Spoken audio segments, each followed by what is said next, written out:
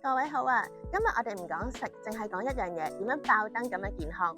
喺呢個攰到飛起嘅世界，係咪成日都想躺平呢？其實健康唔係一朝一夕，係講3招秘笈。點解電話需要充電，你個身體就唔使？每晚要爭取7至9個鐘嘅優質睡眠，瞓得好，個腦好似 reset 咗咁，運算速度 level up。第2招，喐動 level，唔使你變大隻佬，喐一喐，行多幾步，你嘅血液循環好似開咗 turbo 咁，喐一喐，個心情即刻解鎖，心情變得開朗。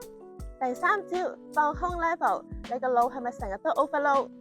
搵個時間專心呼吸3分鐘，或者做啲中意做嘅嘢，學下放手，唔好乜嘢都攬上身，心靈嘅健康都一樣重要。